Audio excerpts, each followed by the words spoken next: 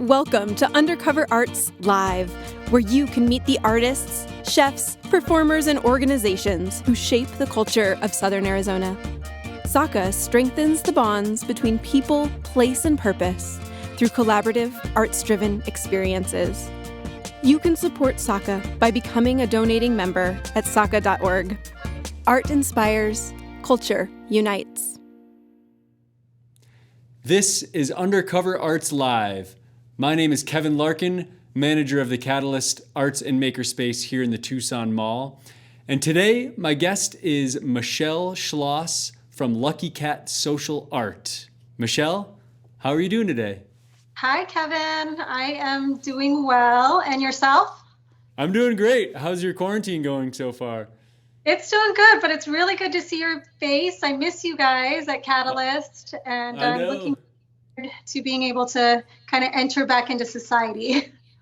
Yeah, we miss you too. And it's definitely time to enter back into society once the government tells us to. Obviously, we're all itching to get back and make art together, teach classes. I'm sure everyone's waiting to do it, but there's a lot we can do in the meantime, which we'll talk about in a little bit. So just for those that don't know Lucky Cat, I was introduced to you guys probably 6 months ago here at Catalyst, and you've done a ton of projects with SAACA in the past. You have your own business that does mobile art parties. You guys do birthday parties. You guys do paint and sips. You do all sorts of different stuff. But you didn't start out that way. So you used to have a physical retail store. Is that correct? Yep, that's correct. Back in early 2016, we had a sweet little space up in Oro Valley. It was really cozy and homey, and we used to do classes open to the public, and we also did the private parties like we're doing now. Okay. So how long did that business run for? We started that in March of 2016, and we kind of transitioned maybe about 2 years after that into the mobile side. And a lot of that had to do with just kind of really looking at numbers, and seeing where we were doing most of our business, and listening to what our clients wanted and listening to what our customers needed. And it just became pretty evident to us that the private parties were what we should be focusing on. So it became a really easy transition to go mobily when most of the business we were doing was already for private celebrations or team buildings and things like that. Interesting. So now that you are fully mobile, you can essentially take any art party anywhere you want to. So, I mean, what does that look like at a typical art party? Do you have a van full of supplies that you just show up at someone's house and kind of and redesign the whole space? I mean, are you decorating rooms? No, sometimes it just kind of depends on what our client needs, really. I think it's really important for us to kind of bring that Lucky Cat spirit with us. And so, we think about that when we come in. It's really important for our clients to feel super pampered, super taken care of, feel like a superstar, just feel fantastic. So we try to think about that when we're bringing what we bring in, and as we're setting it up. A lot of people joke around with us that we leave their home cleaner than it was before we got there. So we just try to listen to what they need, and we facilitate that and make it happen. Okay, cool. Yeah. What Bring everything, whatever the project needs. Like, for example, if it were a canvas painting, like a traditional step-by-step canvas painting, we would bring tarps, we bring table covers, we bring easels, we bring brushes, we bring rags or paper towels to clean the brushes. We bring anything you could possibly need. We even bring the water in, and we take that same water out. So yeah, we really just try to think of everything that our client may need, and we make it happen. Very cool. Well, I know every time you come into Catalyst, I mean, there are things everywhere. I mean, it's amazing. And then you're right, because by the time you're gone, it's very clean in there. You teach here at Catalyst. You've done some $5 drop-in kids classes, so parents can bring in their kids, drop them off. and for $5 they can make a craft. I mean, you've done hundreds of SAACA events and festivals. And I think it's such a joy when people come to a festival and your tent is right there and you have all these fun activities, face painting, like craft making at the festivals. What do you think the importance of a festival is for the community and for your business? How has it helped you grow? Can you speak to that a little bit? Sure. In my opinion, Tucson is a real support local kind of town, and Tucson also loves art. So I feel like when you've got these festivals, especially well-run ones like you all do, in particular, the Spring Festival of the Arts up in Oro Valley, the Holiday Festival of the Arts up in Oro Valley, along with all the other ones that you do at like the local resorts and things like that. And they're just so well organized. It's really a way to grow your business, whether it be somebody like me, a vendor coming in and offering these kids activities or art activities, or somebody, a vendor that's there to sell their art. It's a way for you to connect with the community. It's a way for you to get to know the people in the community. And people love to hear the story of the artists. So it's a way for them to actually speak with an artist. So I just love the festivals, and it's really grown my business. People every year come back and say, hey, I still have this thing, and I was thinking about booking a party and blah, blah, blah, blah, blah. So it could be a year or two later when they first met us there and they're still thinking about us. So it's a really, really kind of get to know your neighbor's way of growing your business.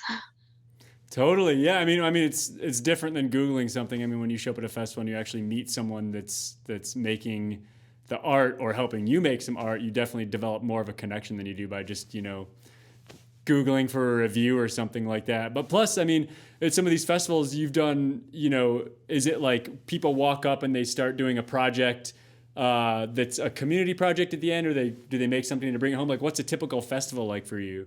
Well, it just kind of depends. Again, we are always listening to what our client needs, and we'll take directive from, you all too. But our thing is we always try to bring something that's a keepsake kind of craft. So it might not just be a little paper thing that, those are wonderful and easy to make and fun to make, but we try to think of something that, that you would maybe gift or that you would keep. So an example would be at the Holiday Festival of the Arts. Sometimes we do ornaments made out of salt dough, and then we come back the next year and somebody says, oh, I gave that to my grandma and she loved it. And in this one that we just did this past year, that was a really fun way that connected us even more with the community, because we did when you go to the tree lots and you get they cut the ends off of the tree. Yeah, before they put it in the right, in the before they yeah. Thing. So here we met with a local tree lot, and we stayed there while they were cutting those tree trims off, and then we offered to do some crafting with their customers, and they gave us all of those little pieces of the tree off, and then we brought that to the Holiday Festival of the Arts. So it was really kind of like a full circle, being a part of the community kind of thing. And those, either could be coasters to be gifted, and we had some with holes drilled in them, and those could also become ornaments. So those will be, around for 20 years. It's not just something that you're gonna, do one time and then forget about. Yeah, that's cool. That's recycled art at its best, it sounds like. Yes. We love doing that. That's one of our favorite things to do. That's amazing. I'm gonna have to go there next year and try that out. Where do you get Christmas trees in Tucson though? I'm new to town. Well, you'll see they're on the lots, but I have my favorites and I'll let you know which ones those are. Okay. All right, we'll talk about it afterwards, off record. Don't give away all the secrets. So you recently facilitated a community exhibit at Roche Tissue Diagnostics. It was called The Superheroes, Capes of Strength and Beauty. This sounded like an amazing, very large-scale collaboration. Can you talk about this and the history of how it came to be and your role in it? Sure. That was actually one of that was just an amazing experience. And I thank you all for helping us. And that's, something that I don't know if many people know, that you guys are great connectors of kind of business and art, And so because of your introduction, I was introduced to some people over at Roche, and they wanted to do this project that incorporated philanthropy and awareness and team building and art. So the idea was to support El Rio, which is a local medical center here. And they also wanted to bring awareness to breast cancer, mammograms, the importance of mammograms. And so they chose to do these artistic renditions of mammograms that would later be auctioned off and the funds going back to El Rio. So the idea was that SAACA would pull from the community, ask local artists to make some of these capes. And I do believe that you all provided the mammogram capes, if I'm not mistaken. And over at Roche, they would encourage the people that work there to use this as a team building opportunity. So they set up a few different sessions, and they had some teams come to those sessions to make the capes. From our end, basically we met with them. We found out kind of some of their ideas and themes that they wanted to do, and we created these worksheets that people had ahead of time. We let them know about the themes. There was themes like empowerment. We had empowerment. We had a couple fun ones: fashionista and superhero, and then also survivorship was the 4 themes that they decided to go with that year. And then we let them know what kind of materials they wanted. We had like a materials request, what they needed, and we had it basically like almost everything we do pre-set up, ready to go. They came in, 2 hours. Some of these people created the most beautiful art in 2 hours. It was pretty amazing. So, I could go on and on and on. It was really one of my most favorite things that we did. I really, really loved the marriage of it all. Like, especially the philanthropy, the teamwork, the art, everything. And the exhibit at the end too. I was able to attend the exhibit at the end, and that was just really beautiful. That's amazing. So, how many capes were made at the end of the whole exhibit? Because I remember it being enormous. That was all employees, and it was all employees of Roche, correct? Right, and then there were some local artists too. So there was like a call for the local artists to make some too. So there's some beautiful, amazing ones created by local artists. And then we also had the ones that were created by, the employees over at Roche. And those were equally as beautiful. It was kind of a cool thing. Like, some people came in with their worksheet ready with their team. They knew exactly what they were going to do. And then others kind of came in, paired up right there on site, and looked at the materials and came up with some stuff. So it was really cool to see the creativity and to see inspiration happening. That's amazing. Thanks for sharing that. Yeah, I love that exhibit. We actually had the capes here in Catalyst for a while after it came down. It was very cool to see what everyone came up with on that. Right. Really, really interesting way to bring awareness to, the cause. Definitely. So, being at the front of Catalyst for a lot of days here in the Tucson Mall, people walk in the door and they say, "What is this place?" And they look around, and it's not what you expect when you walk into a mall. And the first place that I direct anyone that walks into Catalyst is straight to the bathrooms. And the reason is because you and Lucky Cat Social designed some of my favorite artwork in the whole mall, and they're located inside one of the 4 of our bathrooms, or each of the 4 of our bathrooms. So I was wondering if you wouldn't mind if I just grab the camera. Can you take us on a little tour of these bathrooms? Let's do it. Yeah, let's do go. it. Yeah.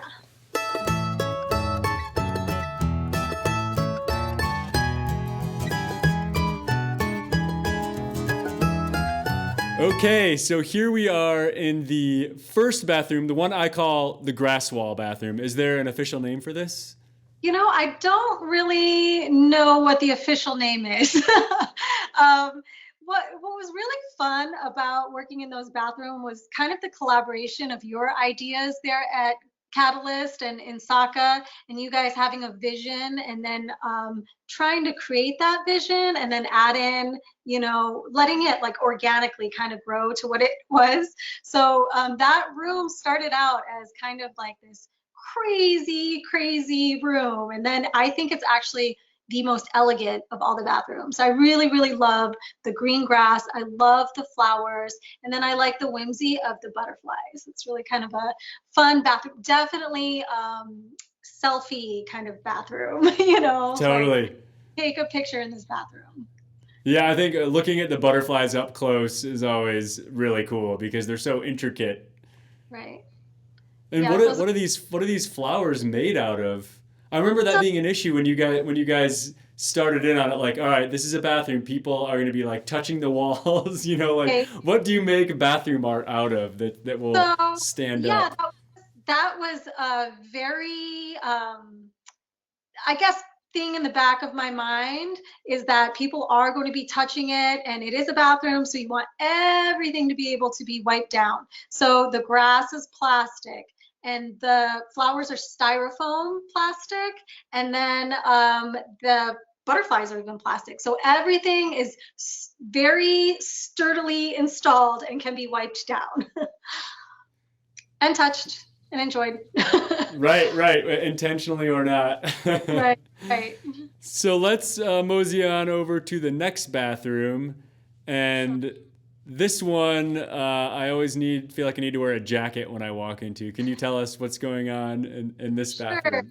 That is like the glacier bathroom. And I think that the idea of that started that it wanted to be kind of like a season. So it wanted to be like a winter feel bathroom. So that bathroom was made in conjunction with Metal Physics, which is a bronze foundry is really what they specialize in here in town.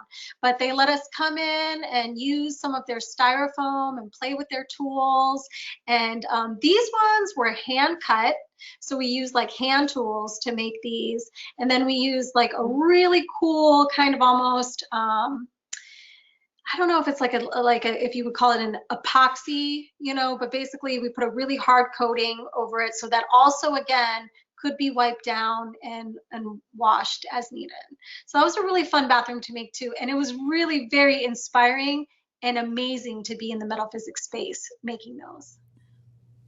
Very cool. Yeah, I love the dimensionality of this one. It feels like you're, in another planet when you walk into this bathroom, just because the walls come out a little bit. Right. It's pretty cool. Okay, so that is one of my favorites. Actually, they're all some of my favorites. But let's walk on over to probably the one that gets the most comments out of all of the bathrooms.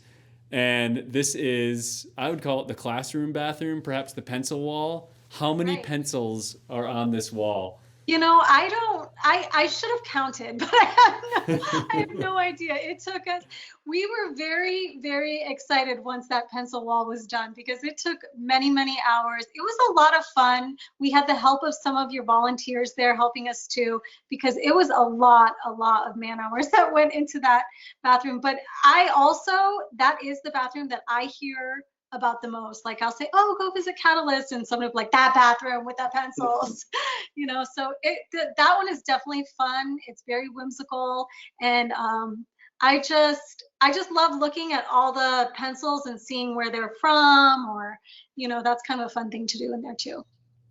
Absolutely. Yeah, it's really, I mean, there's even a chalkboard that you can write on. I don't think anyone's written on it yet because they're, it just looks so good. It's like this clean slate, but one day maybe I'll write something on there today. Right. Let's check out this last one, and this is the Sonoran bathroom, no doubt about it. It's so colorful. It reminds me of a desert sunset. How did you do this? Well, this one was also something that we did at Metal Physics. Actually, Metal Physics did all the work on this one. So they've got these amazing, I guess it would be like a 3D carver almost, like a 3D printer, but it carves the styrofoam. So we basically told them what we wanted. They designed it, the machines cut it, And then we did the same process of applying the hardener on it and painting and things like that. But that one was also really, really, really a neat one to watch happen, from the design process of when they sent us just kind of, hey, this is the 3D model of what it's going to look like, to actually seeing the machine cut it out and then being able to see, wow, this was just a sheet of styrofoam and this is what it looks like now. Well, thank you, Michelle, for this amazing virtual tour of the bathrooms. When we are able to reopen, everyone can come in and take a look for themselves. We'll zip back to the Media Lab.